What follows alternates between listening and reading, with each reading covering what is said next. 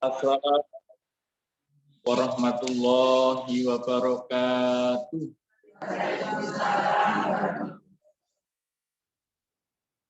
Alhamdulillah.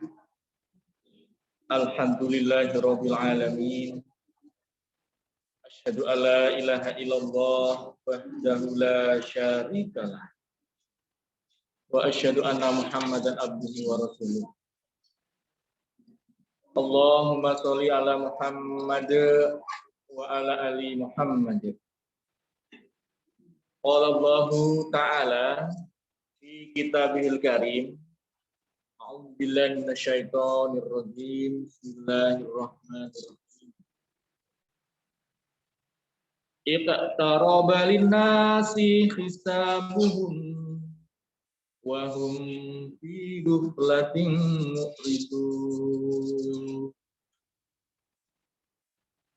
Wa qala innal ladzina qalu rabbuna Allah tsumma istaqamu tatanazzalu 'alaihimul malaikatu tatanazzalu 'alaihim malaikat ala taqatu wa la tahzanu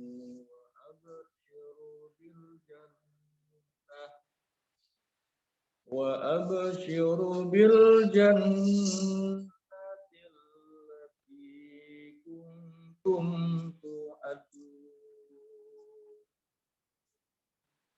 Sadaqallahul azim. Ibu-ibu yang pada pagi hari ini insyaallah dimuliakan Allah Subhanahu wa taala. Semuanya insyaallah dalam keadaan sehat walafiat yang baik. Alhamdulillah. Insyaallah yang hadir ini selain sehat juga mendapatkan berkah dari Allah. Karena kita dari rumah niatnya untuk thalabul ilmi, untuk menuntut ilmu. Thalabul ilmi ini merupakan sunnah, ya. Sunnah yang kalau insya Allah kita ikhlas karena Allah, orang yang menuntut ilmu itu, ya, sahala thariqan ilal jannah, dimudahkan Allah untuk menuju surga. Menuntut ilmu itu kata Rasulullah minal mahdi ilal lahdi, ya, sejak dari buayan sampai nanti dimakamkan. Artinya tidak ada batas waktu. Kemudian untuk ilmu itu fardhatun ala kulli muslimin wal muslimatin. Maka insya Allah pada pagi hari ini kita berada di TK Aisyah, ya Bu, ya. Itu dalam rangka untuk mendapatkan kemudahan surganya Allah dan mengikuti petunjuknya Rasulullah. Insya Allah. Sekaligus ini bekal menuju surga. Saat yang lain mungkin masih istirahat. Ada loh Bu, jam segini ada yang masih tidur loh Bu. Ini nggak betul sakit, karena memang ya kegiatan paginya itu. Tapi insya Allah yang pertama kita harus ikhlas dulu karena Allah, ya Bu, ya. Ikhlas itu kunci diterima amal. Amal itu kalau ikhlas Allah akan menerimanya. Dan kalau Allah sudah menerima, insya Allah akan membalikkan dengan memberikan petunjuk. Hidayah, ya. Orang itu kalau sudah mendapatkan hidayah, insya Allah hidupnya itu seperti ditata oleh Allah. Hidupnya selalu dibersamai oleh Allah Subhanahu. Mungkin buka masker ya, biar tidak. Kan ini jaga jarak ya. Orang yang sudah mendapatkan hidayah itu hidupnya tidak akan merasa gelisah, tidak akan merasa was-was, tidak akan merasa takut. Ya, karena apa yang ditakutkan sudah ada Allah. Nanti gimana rezekinya? Tenang, sudah di tangan Allah. Nanti gimana anak-anaknya kalau sudah besar? Tenang, sudah ada Allah. Jadi hidup itu terasa nyaman, tenang, hatinya tidak galau, ya Bu. Hatinya tidak merasa susah. Apa susah? Karena selalu ingat Allah terus. Dan Allah kan sesuai janjinya. Allah bidzikrillahi tatma'innul qulub. Kalau engkau mengingat Allah, engkau akan tenang. Dan pada pagi hari ini kita dalam rangka selain tawabul ini, kita juga akan mengingat Allah. Karena zikrullah, mengingat Allah itu tidak hanya berzikir, mengucapkan kalimat-kalimat atau ibadahnya itu. Kajian. Ini dalam rangka untuk mengingatkan kita bahwa kita itu makhluk dan hambanya Allah Subhanahu, dilahirkan oleh Allah melalui kita, dibesarkan. Yang besarkan siapa? Allah. Ya, kemudian kita diberikan sandang, pangan, papan, itu ya karena Allah. Kalau tanpa izin Allah tidak mungkin kita mendapatkan yang seperti ini. Ya. Bukan karena usaha kita loh. Ya. Bukan karena pintaran kita, bukan. Ya. Tapi karena izin dari Allah Subhanahu. Kalau sudah seperti hidupnya, nyaman ya, tenang. Apa was-was ya? Karena kita ya hanya tak dermo gitu. Maka pada pagi hari ini ingin mengajak untuk memperbaiki, terus meningkatkan kualitas keikhlasan kita. Ikhlas. Ikhlas itu seperti surat Al-Ikhlas itu. Namanya surat Al-Ikhlas, tapi tidak ada lafaz ikhlasnya. Gitu ya. Seperti juga kita ikhlas, tapi tidak pernah terucap di dalam lisan kita, aku ikhlas kok, enggak. Karena ikhlas itu memang tidak terlihat. Ya, yang bisa melihat hanya dirinya sendiri yang merasakan dan Allah Subhanahu. Kalau orang itu insya Allah ikhlas, insya Allah amalannya sekecil amal apapun akan sampai kepada Allah Subhanahu. Tapi kalau tidak ikhlas, ya, amalannya seperti ya, debu yang berterbangan, tidak akan sampai kepada Allah Subhanahu. Amalannya akan muspro, akan sia-sia. Baca Quran kalau nggak ikhlas, ya sudah. Infak sedekah kalau nggak ikhlas, nggak akan sampai. Ya. Ada salah satu hadis ya Bu ya. Ada 3 hamba Allah yang hidupnya itu selalu yang pertama hidup dengan Al-Quran. Dia hampir setiap hari itu bersama Al-Quran. Ya. Yang satunya lagi dia suka berinfak, bersedekah. Yang satu dia mengikuti Rasulullah untuk jihad fisabilillah. Jadi 3 orang itu luar biasa menurut manusia lain, orang-orang lain itu. Tapi tatkala di hadapan Allah, 3 orang ini tidak mendapatkan surganya Allah. Karena memang betul surga itu bukan karena amalan. Surga itu karena apa? Ridhonya Allah. Buktinya orang yang tadi beramal dia nggak dapat surga. Ya kenapa? Ya karena saat ditanya, ya Allah, dulu saat di dunia saya selalu dengan Al-Quran, saya selalu membaca Al-Quran. Akhirnya Allah menjawab, betul, tidak salah pula. Kamu setiap hari dengan Al-Quran, bahkan kamu hafid Quran saat itu. Tapi tatkala kamu menghafalkan Al-Quran, ya itu bukan karena aku, tapi hanya ingin mendapatkan perhatian, sanjungan dari orang-orang lain. Dan itu sudah kamu dapatkan di dunia dulu. Maka sekarang tidak ada hak untukmu, Surga tidak ada. Akhirnya Allah mengutus malaikat untuk menyeret orang ini ke. Yang kedua sama ya. Betul bulan dulu kamu ahli sedekah. Tapi kan bukan karena aku. Kamu hanya ingin mendapatkan status dermawan. Dan itu sudah didapatkan kamu di dunia. Kamu di mana-mana disebut wah itu wongnya lomo banget, dermawan sekali. Sekarang tidak ada hak untukmu. Termasuk orang yang mati syahid ya. Saya dulu membela agamamu ya Allah. Iya betul, kamu berperang. Tapi niatmu bukan karena aku. Dalam hatimu bukan karena aku, tidak ada namaku dalam hatimu. Kamu hanya ingin mendapatkan derajat syahid. Dan kalau saat kamu mati dulu, kamu sudah mendapatkan itu. Ya, perhatian dari orang-orang. Namamu sudah harum. Dunia sudah harum.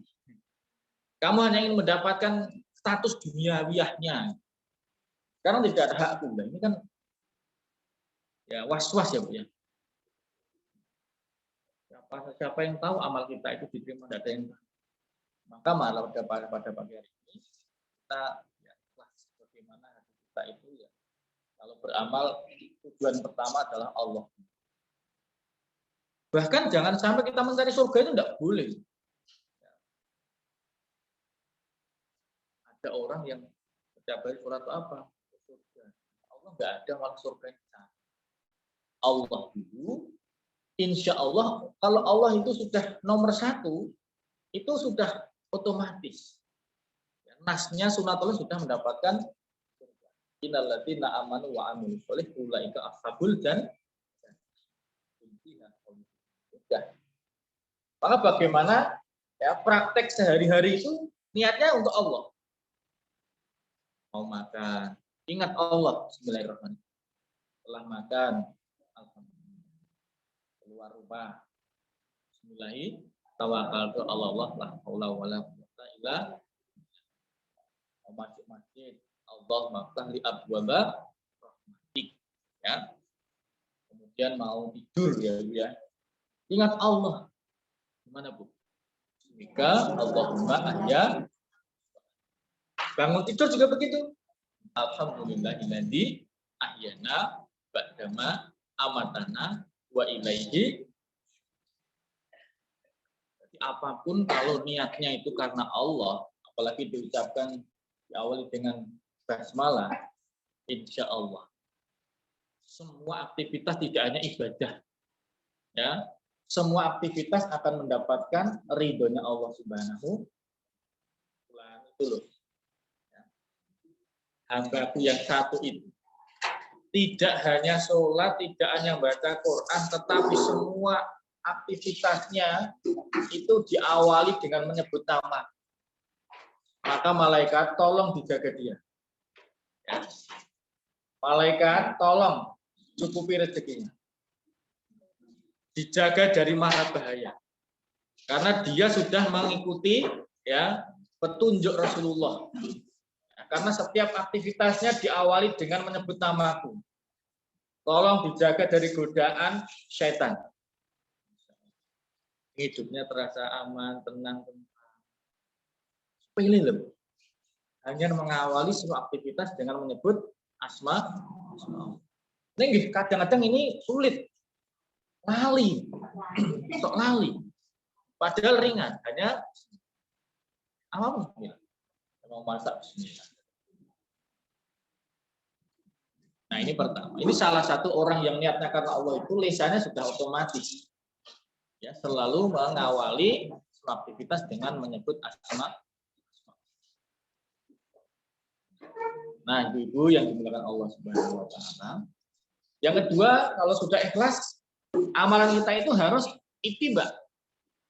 Ittiba. Ittiba itu sesuai, mengikuti. Sesuai siapa? Rasulullah. Tidak boleh beda ya Bu ya. Karena kalau beda tuntunannya dengan Nabi, maka amalan kita akan tertolak. Ya, man amila amalan laisalahu amruna alaih wa huwa radd. Siapa yang beramal ya menyelisihi dengan yang aku lakukan, berbeda dengan yang aku lakukan kata Rasulullah, wa huwa radd. Maka amalan itu tidak akan sampai, amalan itu tertolak. tidak akan sampai kepada Allah. Nah, berarti kan pinter-pinter sekarang. Ya. Kalau yang wajib jelas. Ini yang tidak yang sunah-sunah gitu.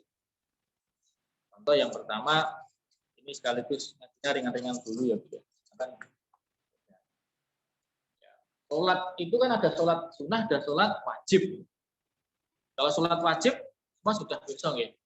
Islam itu bisa ya, subuh, zuhur, asar, bukan enten sing godang ya. Alhamdulillah. Karena kalau sampai melakukan ya, atau meninggalkan sholat wajib kemudian hatinya tenang, tanda-tanda hatinya itu sudah mati suri. Jadi kemana-mana itu yang hidup itu hanya akal, pikiran. Hatinya tidak hidup. Maka Allah menyebutkan dalam Al-Quran, khatamallahu ala qulubihim. Allah sudah mengunci hatinya. Wala sam'ihim. Allah sudah mengunci pendengar. Wala absarihim. Mengunci penglihatannya. Walahum, kepada mereka disediakan adabun adim, adab yang sangat pedih. Kan ada ya Bu ya, orang itu pokoknya jablak, tidak kepercayaan semua. Malah kadang-kadang diceritani surga neraka ceritakan, makanya wis tau ning surga neraka. Diboten-boten mati ya malah ora percaya wong sing cerita urung tau mati. Ya begitu. Kan ada Bu. Ya mungkin ya rada aneh. Tapi memang kasus seperti ini ada. Apa mulai pengajian, sholat kadang-kadang ya ora dilakoni, ora tahu. Sholat wajib lho Bu. KTP-nya Islam. Maka kan sholat itu kan menjadi indikator pertama, termasuk yang akan dihisab oleh Allah pada hari kiamat. Monggo, depan masih ada satu. Alhamdulillah yang hadir ini sholat wajibnya tidak pernah bolong. Sekarang kalau sholat wajib itu kadang-kadang kan kita itu tidak tahu ya Bu ya. Sholat itu kadang-kadang itu lali rakaat piro gitu ya.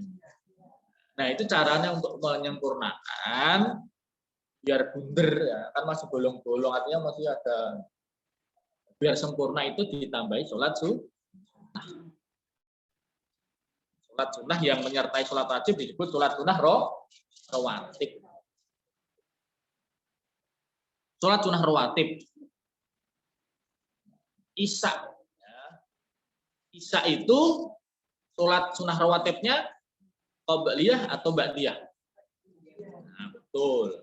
Nah, ini sudah bagus. Ba'diyah. Jadi kalau sebelum sholat isya itu tidak ada qobliyah. Nah, hadisnya memang banyak.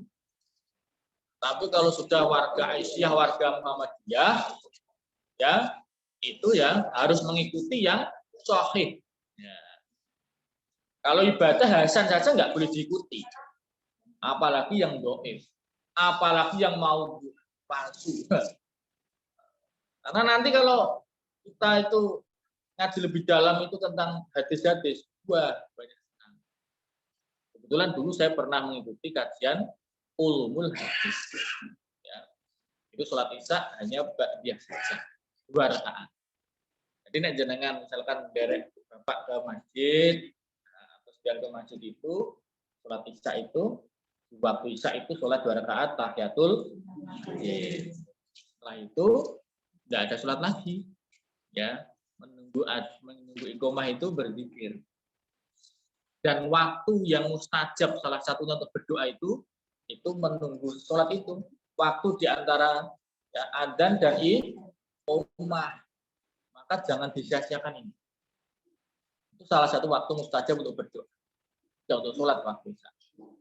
Nah, kemudian bersama imam, sholat isya berjamaah, ya Bu ya. Kemudian setelah sholat berjamaah, pertanyaan saya, doa dulu apa sholat ba'diyah dulu? Nah, betul, doa dulu.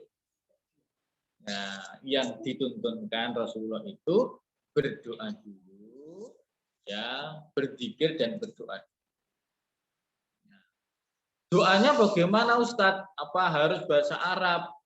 Kula niku nggih mboten nate teng pesantren. Allah itu mengetahui semua bahasa. Tidak hanya bahasa, Allah itu sampai mengetahui apa isi hati kita. Bahasa Inggris oleh Jawa nggih angsal. Dengan batin niku lho.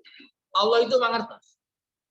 Karena wahnanu aqrabu ilahil min hablil warid. Allah itu posisi letaknya berada lebih dekat daripada urat leher kita. Hati-hati nih. Masuk saya juga.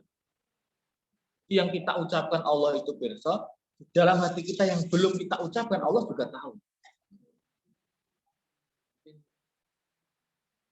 Dungone juga tidak ada ketentuan bebas. Tapi yang tentu yang baik. Allah itu enggak nyawa itu. Aku angkusa. Menjaga diri kita dulu dari sisa api neraka. Lagi ndongake keluarga. Itu wa ahlikum dan keluarga. Baru keluarga maksudnya orang tua itu. Maka jangan pernah lupa ya Allah mahfud wali warham robbaya. Kemudian baru berdoa mau minta apa mau. Ingat Bapak Ibu, doa itu tidak akan tertolak. Tetapi doa itu Allah mengabulkannya beda-beda. Ada yang langsung dikabulkan. Hari itu juga. Ada yang Allah kabulkan itu waktunya diundur. Ada yang 1 hari, 3 hari, 1 minggu, 1 bulan, 1 tahun baru dikabulkan. Tapi pasti dikabulkan doa itu. Kenapa kok Ustaz kok selama ini saya merasa doa saya nggak pernah dikabulkan? Apakah doanya itu mengandung ya, kemaksiatan atau mengandung madorot? Kalau doanya itu tidak baik, tidak dikabulkan. Yang kedua, saat kita berdoa, hati kita sudah bersih apa belum? Kalau masih ada dosa, ya tidak mungkin dikabulkan. Lah gimana cara kita mengetahui kita punya dosa? Gampang. Hatinya itu sudah lost belum? Nah, hati kita, dosa itu apa tuh? Dosa itu adalah suatu perbuatan kalau orang lain tahu itu kita malu. Kita tidak tahu, kita tidak pengen orang lain tahu. Berarti Anda ini masih masuk dalam hidup bersih. Dina wong liya ngerti. Dosa itu apa? Ada unsur merugikan orang lain, mendolimi orang lain. Yang ketiga dosa itu apa? Kalau melanggar, ya larangan Allah itu dosa. Dan biasanya dosa itu yang merasakan diri. Nah, hatinya itu belum semeleh. Belum semeleh bahasanya belum tenang. Ada sesuatu yang belum bersih itu. Apalagi masih ada maksir, masih khawatir, yang ini ya kok orang nyaman. Berarti ini hatinya masih perlu dibersihkan. Ibarat kaca ini masih kotor. Dan hati itu harus terus dibersihkan terus. Bukan berarti sekali dibersihkan langsung bersih. Harus rajin-rajin membersihkan hati. Nah, kembali ke tadi. Nah, setelah doa, zikir, ya, baru sholat ba'diyah. Ya. Kemudian kundur. Kemudian subuh. Ya. Subuh, ya. Sholat rawatibnya itu sama dengan sholat fajar, Bu. Jadi bukan berarti fajar sendiri, qobliyah sendiri, bukan. Ya. Tapi sebelum subuh, ya, apakah semua yang hadir ini sudah mengikuti ya petunjuk Rasulullah bahwa sepertiga malam terakhir jam berapa tuh? Jadi malam itu kalau dibagi 3, nah, sekarang saya tanya Bu, sepertiga malam pertama itu jam berapa? Sepertiga malam pertama. Ya maghrib itu sampai jam 10, sepertiga malam yang sepertiga malam kedua jam 10 sampai jam 2. Nah, sepertiga malam ketiga itu jam 2 pagi sampai terbit fajar. Ya. Itulah waktu-waktu yang mustajab. Mulane zaman kula teng desa, Bu. Kula itu asline Parang Bubito, Wonogiri. Wah niku mun apa jago niku puruk terus. Saat ini jagone keluruk niku jam 09.00, jam 10. Itu kan beda kabeh jaman cilik niku. Jam itu keluruk, wis ora ngerti wayah. Nek jaman litan kula sih, pakem pakmono itu sih. Wah iki jagone keluruk iki wis gak jam 3 jam. Siap-siap baca sabin gitu. Karena memang saat-saat itu dan nyun ngapunten, yang namanya ayam itu bisa melihat malaikat. Ya. Bisa melihat makhluk gaib. Ya. Maka dulu tatkala simbah saya itu, apa Mbah kok mengapa? Ternyata dicek hadis ada. Ya, sepertiga malam terakhir itu malaikat itu turun ke langit dunia. Ya. Atas izin Allah untuk bertanya 3 hal. Siapa yang berdoa, aku kabulkan. Ya. Siapa yang mohon ampun, aku akan ampun. Ya. Siapa yang menginginkan sesuatu, aku akan penuhi kebutuhannya. Ya. Bulan, kamu minta apa? Tanya nak tidur. Bulan, kamu tahu apa tidak? Minta untuk diampuni dosanya, malah mancal kemul. Memang berat, Bu. Berat. Maka Allah menyampaikan, wa minal laili fatahajat bihi nafilatan masa ayab asaka rabbuka maqamam mahmuda. Dan pada sebagian malam sembahyanglah kalian sebagai ibadah tambahan mereka. Tahajudlah kalian. Insya Allah dengan tahajud Allah akan mengangkat derajat kalian menuju derajat yang terpuji, maqamam muda. Ngapunten Bu, yang hari ini tadi tahajud sinten? Angkat tangan Bu. Ya pun mboten angkat tangan, dijawab masing-masing.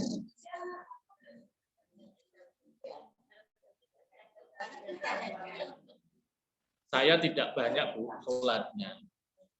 Tapi alhamdulillah sama istri itu selalu komitmen. Pagi yang bangun saya dulu. Alarm handphone saya tak bangunkan jam 3:30. Tapi kadang-kadang kalau itu ngimu paksi kata. Ya. Enten jala, enten nari, enten rucuk. Wah, niku jam-jam ngoten niku pun mboten saged meneng. Ternyata faedah ya, pecinta burung itu faedahnya adalah dia selalu terbangun di waktu sepertiga malam terakhir. Makanya jenengan pengen bangun pagi, jenengan kudu duwe manuk. Neng ya bukan berarti ya Bu.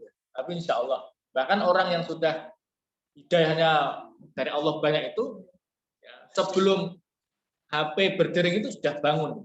Pun mungu itu. Ya, bangun tadi alhamdulillahilladzi ahyana ba'da ma amatan. Duduk dulu Bu. Berdoa dulu. Ya. Alhamdulillah ya Allah. Engkau sudah menghidupkan kembali setelah mematikan itu kan. Alhamdulillah. Ya, hidupkan lagi. Ba'da setelah amatan setelah mati. Berarti orang tidur itu mati ya. Ada orang tertidur nggak bisa bangun ada ya Bu ya. Ya. Makanya jelas tahu mati, yang pun tahu kapan mau bengi. Makanya kita mengucap syukur sudah dihidupkan kembali oleh Allah, gitu ya. Awang nek turu rasa ada apa-apa, ya gitu mati. Nah setelah itu mengambil air wudhu, Bismillahirrahmanirrahim. Kalau orang itu bangun kemudian tidak berwudhu, tidur lagi, berarti dia itu di BBC ya, pemenah kelet meripatnya kelet itu ya. Nah, dia kalah. Jadi satu-satunya sehat. Tapi dia terbangun, boleh berwudhu, tertib wudhunya, ya, hutan-hutan menangis. Waduh, dia ya, mengalahkanku. Ya. Apalagi setelah berwudhu berdoa. Asyhadu an la ilaha illallah wa asyhadu anna Muhammadan abduhu. Doanya mana Bu? Al-Rafiqil Hadasilah Duril Fardillah. Zaman SD dulu setelah saat ini harus itibar Rasul, kula pun mboten nate. Ya, karena kan tertolak.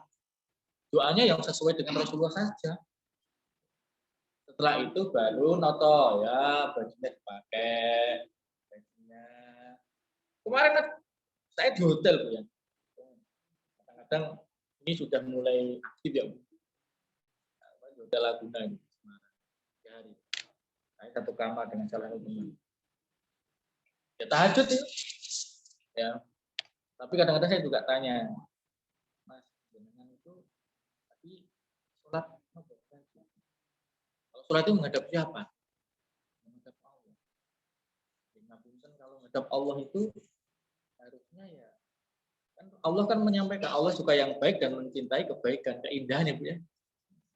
So, tahajud kalau saya masih kaos tidur, baju tidur. Jangan mau ngadep wali kota, rapi banget loh. Nah, ini menghadap tim yang penciptakan wali kota. Maksud seperti itu. Langsung iya ya. Ini sepele Bu. Kita menghadap pejabat saja itu harus rapi. Menghadap yang menciptakan pejabat, masa tidak rapi. Wah, karena hari kedua itu baru wudhu sudah banget. Wah, wudhu. Bahkan semprot, bukan barang. Kan mau menghadap Allah. Nah, ini sepele. Tapi ternyata kalau kita itu persiapan sholatnya itu sampai ke, kalau laki-laki ya Bu ya, pecinya, kemudian baju yang terbaik, terus luang-luang. Itu tatkala takbiratul ihram itu yuk nyaman gitu. Karena itu baju kita itu mempengaruhi ya Bu. Karena nek sarungnya ya sarung yo turu karo nggo salat nggih padha.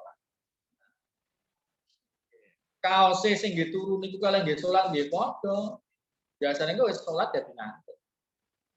Ini sepele tapi ini penting. Allah itu indah dan menyukai keindahan. Nah, setelah itu sholat. Allah itu tidak suka hamba yang obor belara. Obor belara berarti Bu. Wah, pengajian kok Bu sholat tahajud 8 rakaat plus witir 3 rakaat, 11 rakaat. Ini sewengi tok. Sok pun mboten enggak seperti itu. Ya, yang penting istiqomah. Ya. Istiqomah itu ya ya alhamdulillah saya tidak sujud Bu. Saya belum mampu kalau setiap hari 8 rakaat. Alhamdulillah rutin 2 rakaat, terus doa dulu tambah 1 witir hanya 1 rakaat. Setiap hari begitu. 2 persen. Terus itu berzikir terus mohon ampun kepada Allah. Karena salah satu perintah dalam Al-Quran itu mohon ampunlah kepada Allah, memperbanyaklah mohon ampun kepada Allah di sepertiga malam yang terakhir. Karena kalau kita itu mendapatkan ampunan wis bejo banget. Kita tidak tahu berapa dosa kita, maka kita harus sering mohon ampun kepada Allah dengan memperbanyak kalimat thayyibah. Salah satu adalah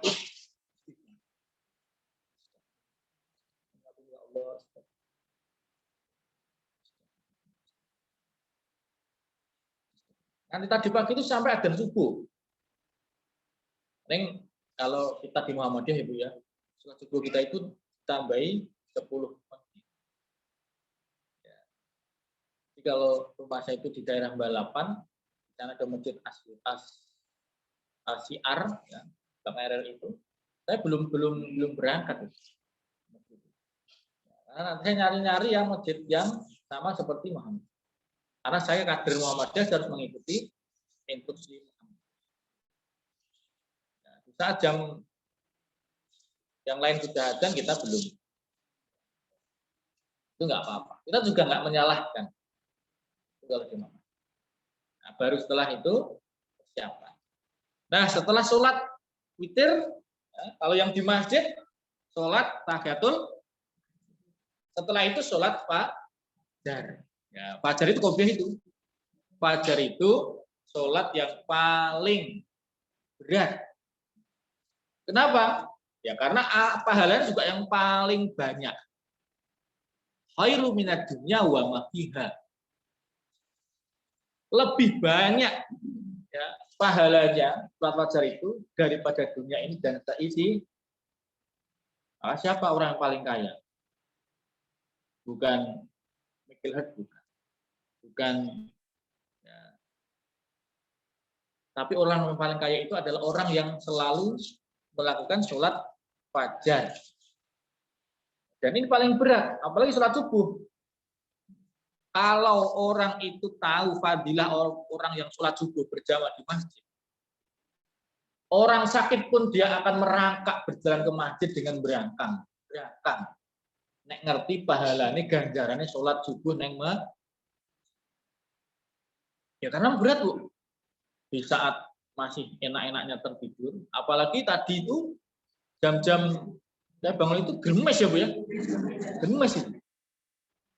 Wah itu tambah angler ini.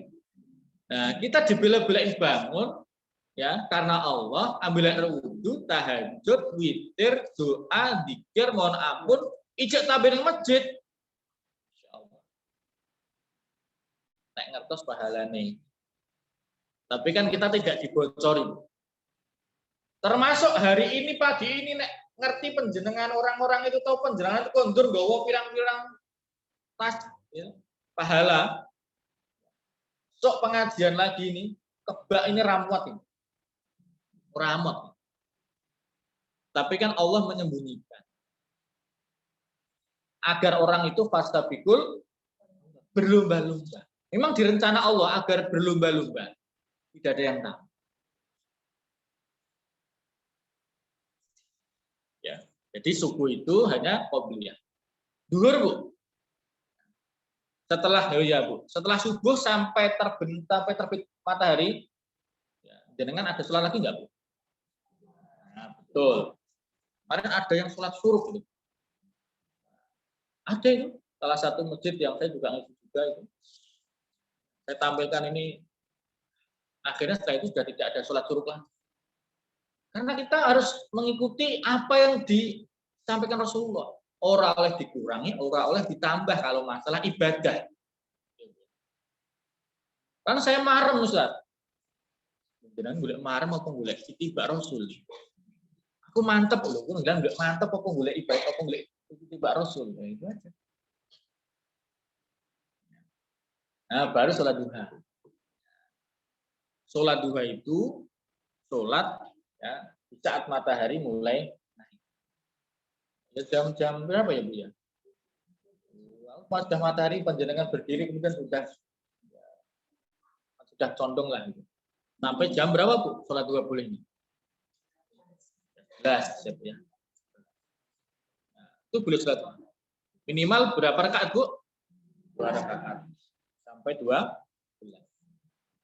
Nah, ini sama seperti sholat tahajud tadi, belum mampu banyak rakaatnya ya minimal 2 dulu, yang penting tidak pernah ya, utang. Ustadz katanya sholat 2 itu mau berada rezeki, ya tapi jangan sampai rezekinya di nomor 1 kan Allah hilangkan. Ya. Karena yang pemberi rezeki itu siapa? Allah dulu baru insya Allah akan memberikan rezeki. Ya. Allahumma inna du'a Allahumma in kana rizqi sama.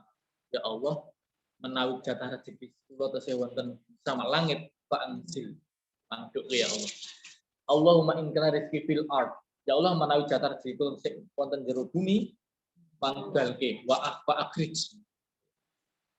Itu doa. Maka setelah sholat duha itu kok seger, Tuhan paling rezeki, kesehatan. Jangan menyempitkan rezeki ya Bu ya.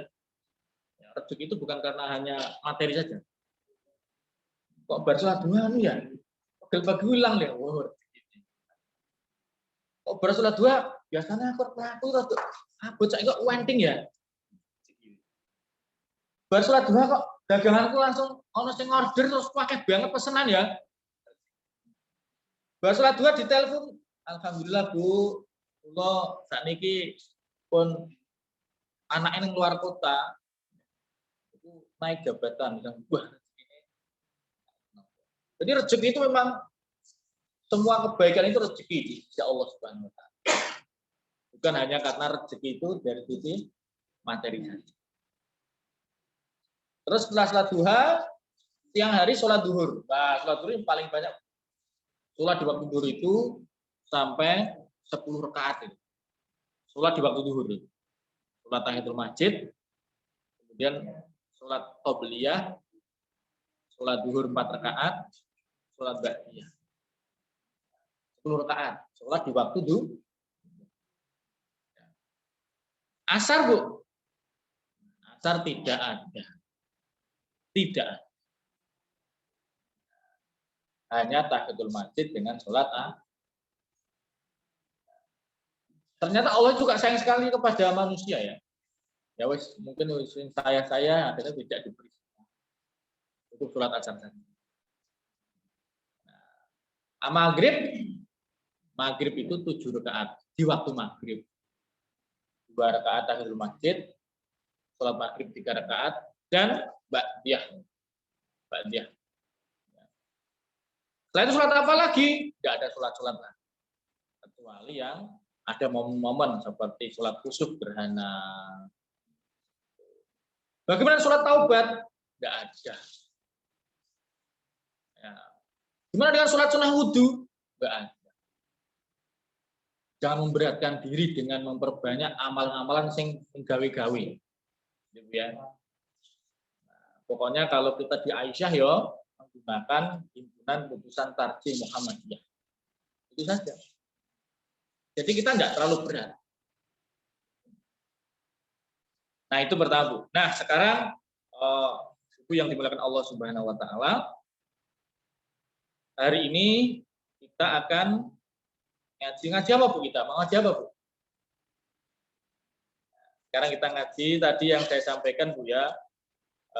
Surat Fussilat ayat 30 awal tadi. Surat ini surat yang berisi tentang orang-orang yang istiqomah. Karena saya itu senang kalau ngaji ayat yang ada kabar gembiranya dari Allah. Allah itu memberikan kabar gembira dalam surat ini. A'udzu billahi minasyaitonir rajim.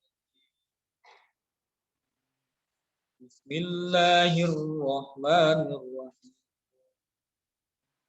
Innal ladzina qalu rabbuna Allah. Sesungguhnya orang-orang yang sudah mengatakan Rabbuna Allah, Tuhan kami itu Allah. Jadi kalau sudah Rabbuna Allah itu semuanya ya disandarkan kepada Allah. Tidak yang lain.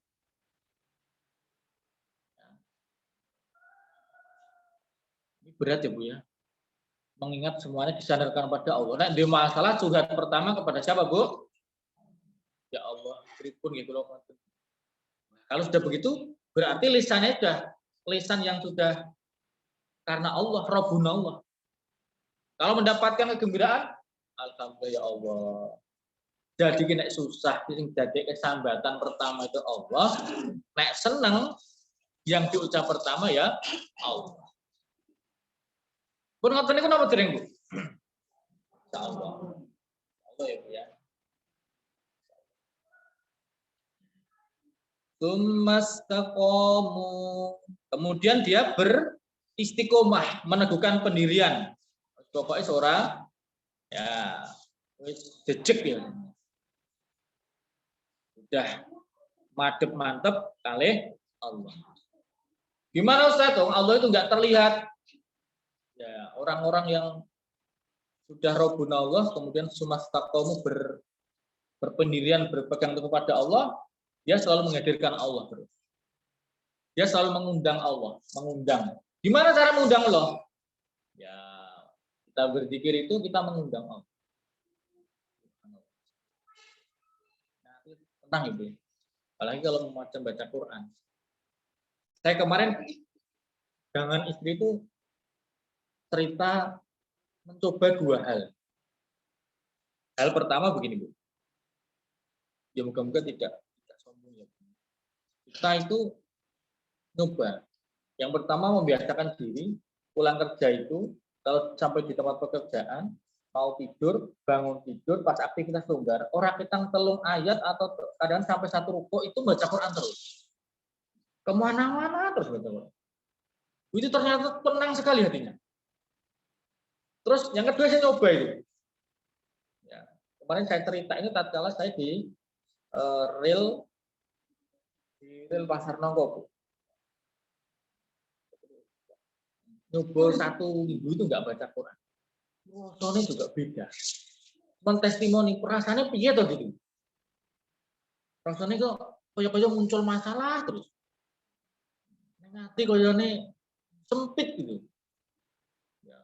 Koyo-koyo uripe berat gitu. Koyo-koyo orang nyaman gitu ya. Koyo-koyo gelisah. Gitu. Itu saya merasakan betul itu.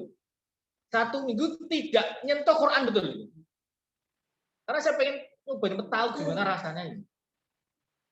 Itu baru saja kemarin. Wah, akhirnya mulai sekarang ya bismillah ya. Sekali lagi moga-moga Allah menjaga dari rasa sombong dan ujub. Hanya memotivasi saja. Nanti kalau nggak percaya dibuktikan aja. Ya, dengan 1 minggu full dengan Quran, 1 minggu tidak. Pasti rasanya beda. Artinya apa? Memang betul kalau Quran itu bisa menenangkan. Apalagi kalau rumah itu yang tidak pernah dibacakan Quran, digunakan baca Quran itu seperti kuburan untuk sarang setan. Juga biasanya rumah yang tidak pernah digunakan untuk baca Quran itu, penghuni rumahnya itu jur tongkrah terus, rame terus, ya, tidak disambangi malaikat, apalagi Allah tidak kersa nyambang. Tapi kalau digunakan untuk baca Al-Quran, ya, sarang-sarang setan itu hancur semua. Tidak kerasan setan di rumah-rumah kita. Tapi jadi sarangnya malaikat yang datang itu selalu tersenyum. Mulai banyak sekali ketenangan dalam rumahnya. Bujune jadi suami yang lemah lembut. Anaknya juga anak soleh-soleha. Insya Allah. Apalagi kalau pada maghrib, Bu. Pada maghrib. Saya mendapatkan cerita dari salah satu teman, bar maghrib itu anaknya dikumpulkan KB. Ya, karena mungkin masih ya. Terus ditanya, ayo Mas yang bareng mau cerita, mau ngobrol yang sekolahan. Terus mau ngajine piye? Cerita toh. Terus mau kancamu sapa ngopo gitu. Ada tradisi seperti itu. Dulu saya sudah menerapkan tapi memang tidak berhasil istiqomah. Ya. Yang anak kedua sekarang cerita, "Piye Mas? Pinduk tayu mau nang sekolahan. Apa nek sing nyambut gawe ini mau ketemu sapa wae, ana cerita apa, cerita karo bapak ibu mboten, maghrib." Nah, kalau orang tua sudah memberikan tempat curhat, anak itu akan terbuka. Tapi kalau orang tua dengan anak itu seperti pelingsingan, anak berangkat sekolah, orang tua masih tidur. Ya. Orang tua pulang, anak genti lungo. Ngerti-ngerti anaknya dibel tembuti, anak jenengan ini ketangkep. Ya, karena nggak ada kedekatan. Ingat Bu ya, anak itu anak durhaka ada ya Bu ya. Tapi ada ke orang tua durhaka? Ada. Hati nih, jangan sampai anak itu hanya dijadikan kambing hitam terus. Nah, ada orang tua durhaka Bu. Jarang ya Bu ya. Durhaka gimana? Orang tua durhaka itu? Orang tua durhaka itu orang tua yang tidak menggagas anak itu. Tidak memperhatikan. Bahkan dalam salah satu hadis, anak itu masuk neraka. Ditanya, "Loh, kenapa kamu kok masuk neraka bulan? Apakah nggak pernah dikenalkan Allah oleh orang tua?" Enggak. Orang tua saya sibuk kerja, Pak. Dulu hanya saya diberi toko, diberi itu, disiapkan sekolah, diberi sekolah. Sekarang mana orang tamu? Cari orang tuamu. Orang tua saya nggak ada. Di mana? Malaikat cari fulan ini. Mana orang tuanya? Orang tua di surga. Betul bulan, kamu dulu di dunia itu tidak mengajarkan syariat. Kamu hanya menyediakan usaha pada anak-anakmu. Betul. Sekarang teman yang anakmu di neraka. Berat itu. Maka orang tua itu nek ora iso mulang ngaji digoleki guru ngaji. TPA. Ngapunten ya Bu ya. saya itu dengan istri, ya kan mungkin waktunya juga kurang, setiap Senin, Jumat, saya itu ngundang Ustadz yang sudah hafal 30 juz untuk ngajari anak saya. Karena saya menyadari anak saya itu nek diajari wong tuanya biasanya ya malah genting aja. Dan mungkin ya ini perasaannya sama, Bu. Ini nek saya ngajari wong liya. Itu malah digatek. Ya sudah. Ustaz Saiful, jangan punya waktu kapan? Nek bisa 1 hari 1 minggu 3 kali. Saya bisanya 2 kali Ustaz. Ya sudah, hari apa? Selasa dan Jumat jam berapa? Setengah 4, setengah 5. Ya. Setengah 4 sampai setengah 5, yang berapa per datang? Ustaz yang menentukan. Murah meriah. Utang-undang itu enggak sampai 100 sekali datang. Kadang-kadang 2 kali dikasih 100. Ya, kita sediakan minum, sediakan roti, kalau enggak cukup jauh dibawa pulang. Kadang-kadang kita lewat di jalan itu, ya itu ada ingkung murah, 1 ingkung itu 50.000 beli untuk siapa? Ustadznya itu. Ya, insya Allah kita bebas dari label orang tua durhaka. Karena sudah menunjukkan anak kita. Nek nek mampu ya diajari dhewe. Mampu dalam arti waktunya ono lho, Bu. Waktunya ono, terus dari segi ilmu juga mampu, ya alhamdulillah. Nek memang tidak mampu dicari, atau mungkin mau undang Ustadz rezekinya atau mungkin pas-pasan, ya sudah suruh TPA, suruh ikut kajian-kajian. Ingat ya Bu ya, orang tua itu akan lepas ya kalau anaknya sudah menikah. Selama anaknya belum menikah itu masih tanggungan orang tua itu. Nah, hati-hati itu. Dan anak saya itu sudah umur 22 tahun Ustaz. Sudah menikah belum? Belum, ya masih tanggungan penjenengan itu. Ya. Tapi kalau sudah menikah, jangan sudah lepas itu. Ya. Bagaimana Ustaz kalau anak sudah diberikan pendidikan tapi anaknya ngeyel lah? Itu bukan salah orang tua. Takdirnya harus menunggu. Apa ada? Ada itu. Sejak zaman Nabi dulu. Nabi siapa Bu?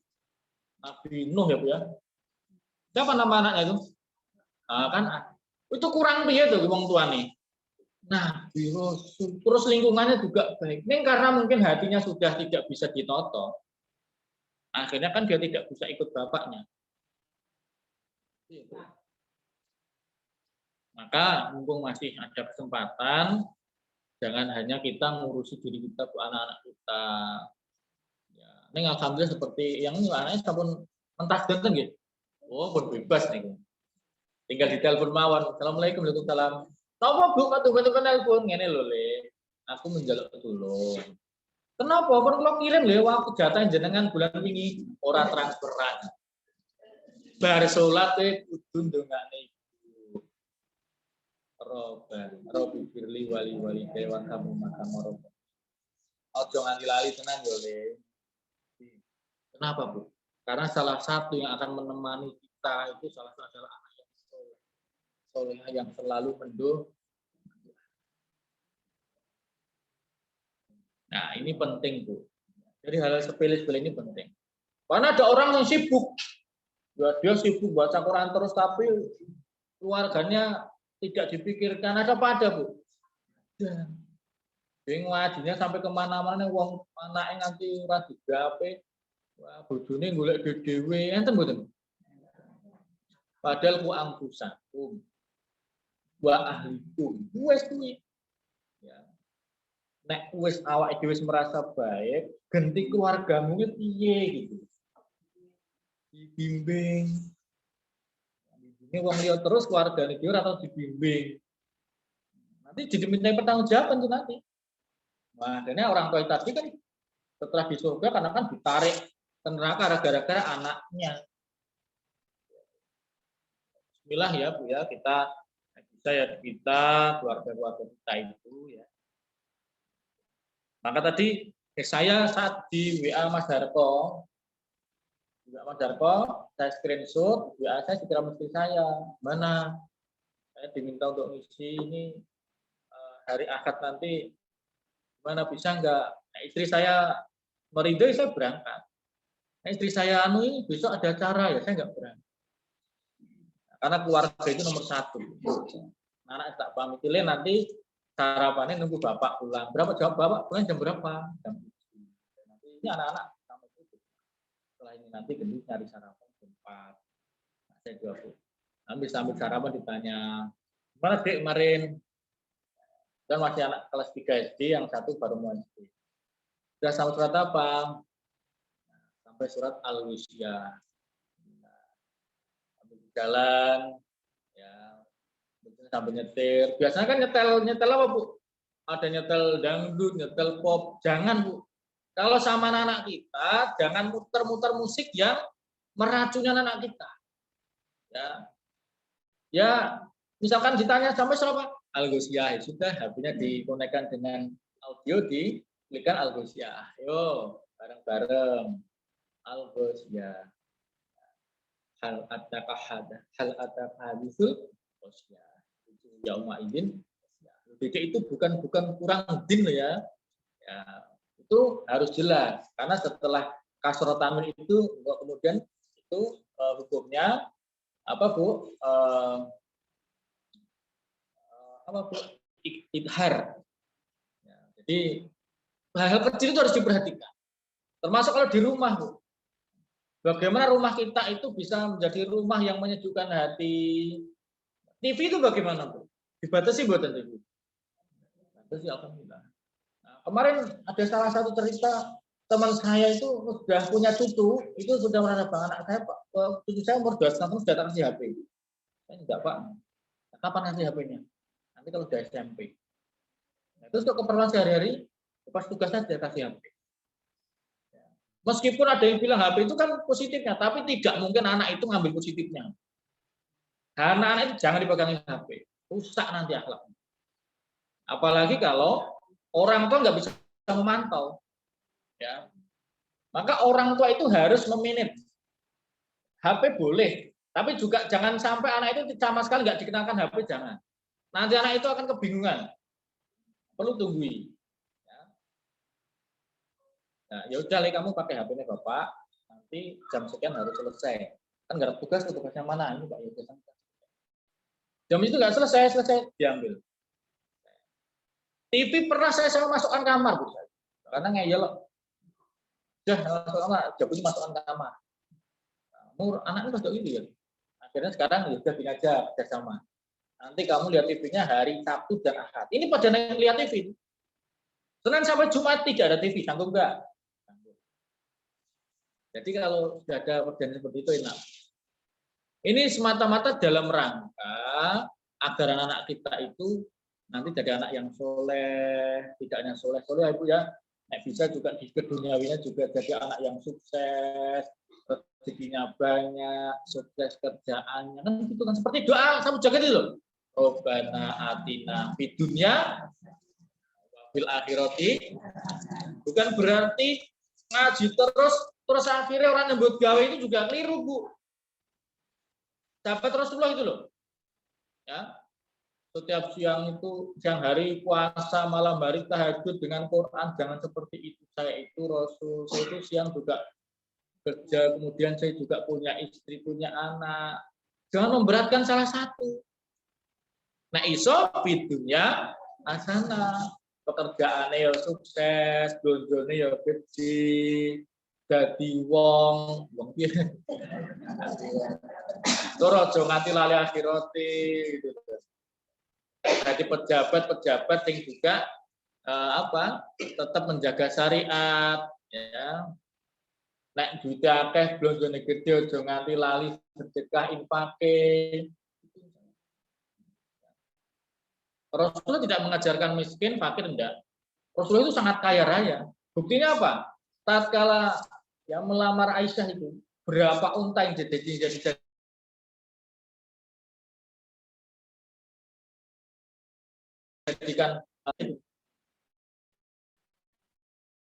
ya. Tapi bukan berarti orang yang enggak. Rasulullah mengajarkan kalau ada anak yang kira-kira butuhkan dikasih, selalu memberi orang yang kurang. Nah, nek kabeh wong Islam kemudian hanya memperhatikan akhirat saja, siapa yang mau infak sedekah? Tapi kalau memang sudah berusaha Ustaz tapi juga seperti ini, berbahagialah. Kenapa berbahagia Ustaz? Bisa jadi ini rahasianya Allah. Kurang diparingi rezeki, itu malah orang ngaji. Diparingi rezeki itu malah sombong. Tapi itu Ustaz, itu yang lain itu kerjaannya tapi dia juga punya bisa beli apa-apa. Tidak usah meri. Orang-orang yang seperti itu nanti di hari kiamat itu lama sekali hisabnya. Ya handphone telu yang utama itu kuda ngikut topo. Nah, jadi HP, di HP nggunakake piye. Sementara yang sini nggak punya HP, los. Ora dihisab HP-nya. Ning kono rumahnya petanggon. Ya. Hisabnya tidak cukup sekali, ya juga 4 kali. Ya, ditanya dulu di rumah ini pakai uang apa? Di rumah ini terus rumahnya mubadir apa nggo kegiatan-kegiatan yang positif. Oh, rumahnya kula nggih kan pertemuan warga kok, nggih kajian kok nenten PKK kula kan nggih. Oh ya apik. Berarti goleki apik nek wis duwe nganggone ya. Makanya jangan terlalu meru. Jadi hidup itu ya digawe munggah turun naik turun ya, Bu. Ya. Tapi kebanyakan orang-orang surga itu orang-orang yang bisa yang wallahu alam. Hisabnya mungkin cepat. Besok yang akhirat itu pertanyaan bukan kata oke. Seperti Rasulullah di akhir hayatnya itu kan tidak meninggalkan banyak hal itu Rasulullah. Ya.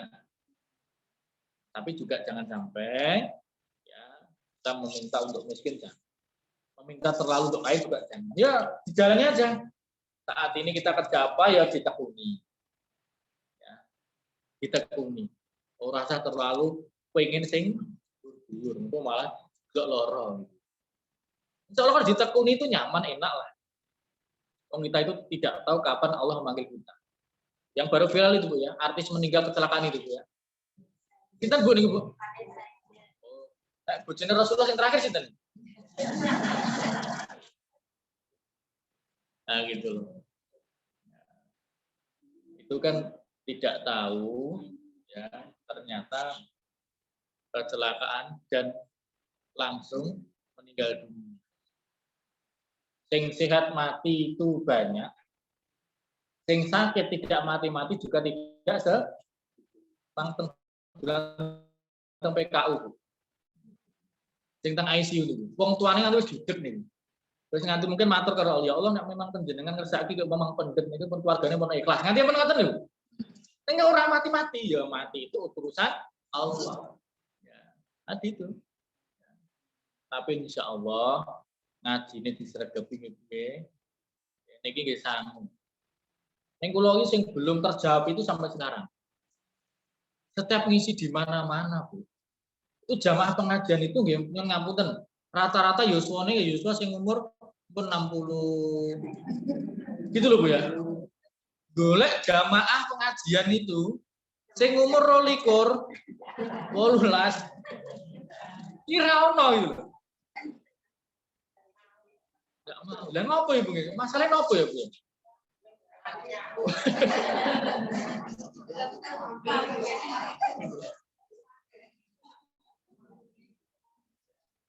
Jadi mungkin nanti nek misalkan pengajian itu sing toko itu cewek-cewek itu mungkin masih lebih ukuran itu.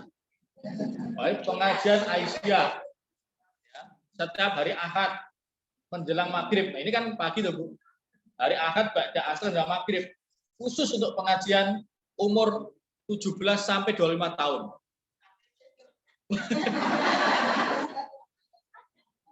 Kalau kan ngisi bojo kula ora oleh. Nah, itu fenomena langka, Bu. Fenomena langka. Fenomena langka. Viral, Bu ya. Dan ini menjadi digajar viral. Jadi pengajian pada dasar khusus ya remaja ya, 17 sampai 25 tahun. Ustaznya yang dising tua. Mana itu kok? Oke, ada itu Ibu yang saya sampaikan. Pesannya tadi yang pertama ikhlas karena Allah. Yang kedua ittiba pada Rasul. Yang ketiga istiqomah. Ini belum rampung ya. Sampai tatanazzalu alaihim malaikah. Nanti moga-moga 5 bulan lagi bisa ketemu lagi ya Bu ya. Karena jangan sering-sering, kalau sering-sering nanti bosen ya.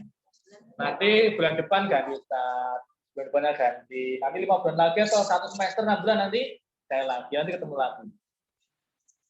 Mudah-mudahan banyak kekurangan, semoga pertemuan kita pada hari ini mendapatkan berkah dari Allah Subhanahu wa ta'ala. Assalamualaikum warahmatullahi wabarakatuh.